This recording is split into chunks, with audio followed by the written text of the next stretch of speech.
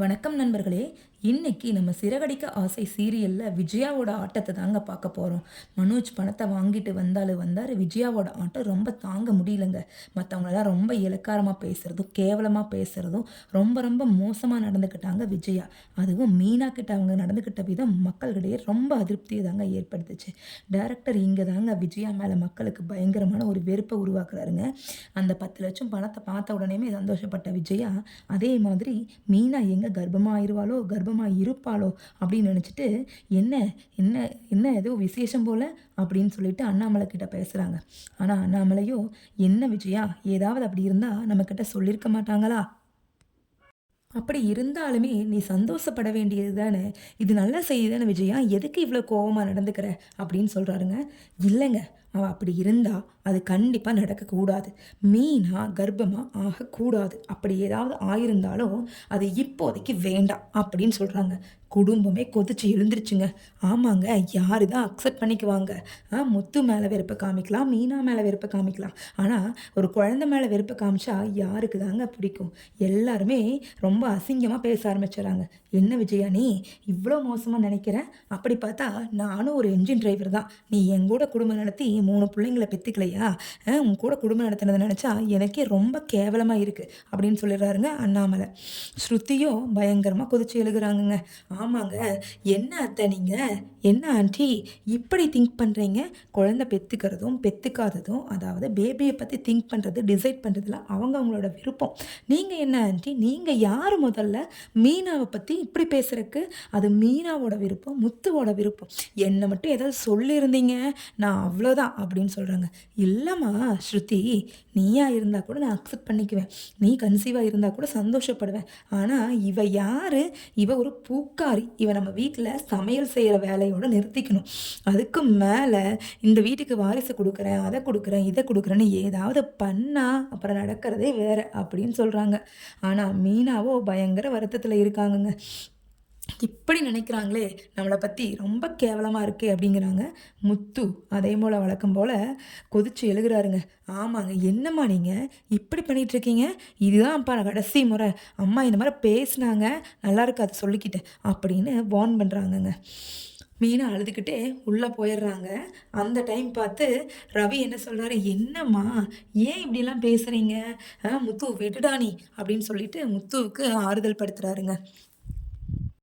முத்து ரொம்ப மனசு வருஷத்தோட, இல்லைடா ரவி, அம்மா முதல்ல என்ன அவங்க வாரிசாக ஏற்றுக்கணும். அப்போ தாண்டா எனக்கு பிறக்கிற குழந்தைய பற்றி யோசிப்பாங்க. அவங்க முதல்ல என்னையே ஒரு பையனாக ஏற்றுக்கலை, மீனாவை மருமகளாக ஏற்றுக்கலை. அப்புறம் எப்பட்றா எங்களுக்கு குழந்தை பிறக்கிறத பற்றி சந்தோஷப்படுவாங்க? அவங்களோட மனசில் மனோஜும் நீயும் தாண்டா பசங்க அப்படின்னு சொல்லி ரொம்ப வருத்தப்படுறாருங்க முத்து. ஆனால் ரவி சொல்கிறாரு, இல்லைடா, என்னையும் அவங்க கன்சிடர் பண்ணதே கிடையாது. மனோஜ் தாண்டா அவங்களுக்கு ரொம்ப முக்கியம். எப்போவுமே எப்போவுமே அவனை தான் உயர்த்தி பேசுவாங்க. அவன் என்ன தப்பு செஞ்சாலும் சரின்னு சொல்லிடுவாங்க அப்படின்னு ரவி சொல்கிறாருங்க. உடனே விஜயா சொல்கிறாங்க, இல்லைடா ரவி, நான் உன்னை பற்றியெல்லாம் அப்படி நினைக்கல. நீ எப்போவுமே எனக்கு பிள்ளை தான்டா அப்படின்னு சொல்கிறாங்க. ரவி உடனே சொல்லிடுறாங்க, இந்த மாதிரி பார்ஷாலிட்டி காமிக்கிற அன்பெல்லாம் எனக்கு தேவையே கிடையாதுமா.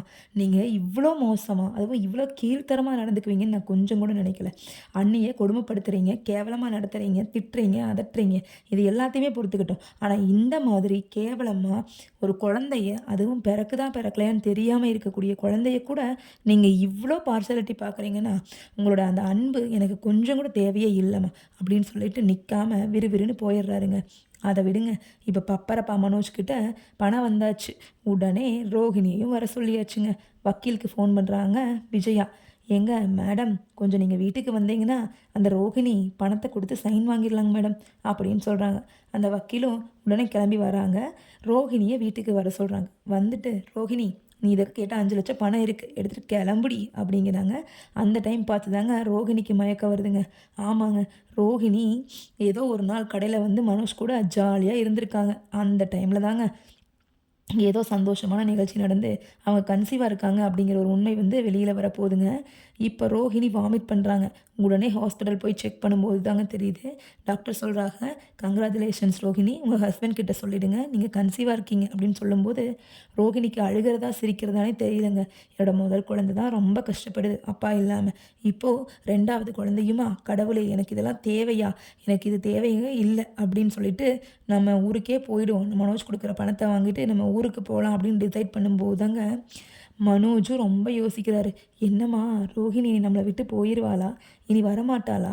நம்மளும் ரோஹிணியும் வாழ்ந்த வாழ்க்கை அவ்வளவுதானா? அப்படிங்கிற எண்ணங்கள் எல்லாமே மனோஜுக்கு தோணுதுங்க. அது மட்டும் இல்லாம, இத யோசிக்கும்போது விவாகரத்து பத்திரத்தில கையெழுத்து போட வர்றாங்க ரோஹிணி. அந்த கையெழுத்து போடும்போது தாங்க மனோஜ், ஐயோ! கையெழுத்து போடக்கூடாது, போடக்கூடாது அப்படின்னு யோசிக்கிறாருங்க மைண்ட் அளவுல. ஆனா வாய திறந்து இப்ப வரைக்கும் சொல்லலங்க. ஏன்னு கேட்டீங்கன்னா, அவர் தான் பப்பரப்பா மனோஜ் ஆச்சுங்களே!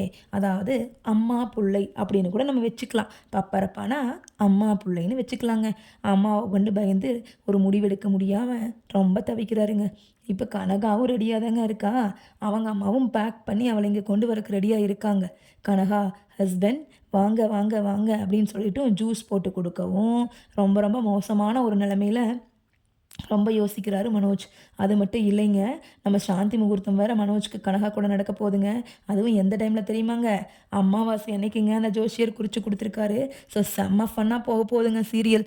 ஆமாங்க, அமாவாசை அன்னைக்கு கனகாவோட ஆட்டத்த பார்க்கலாங்க.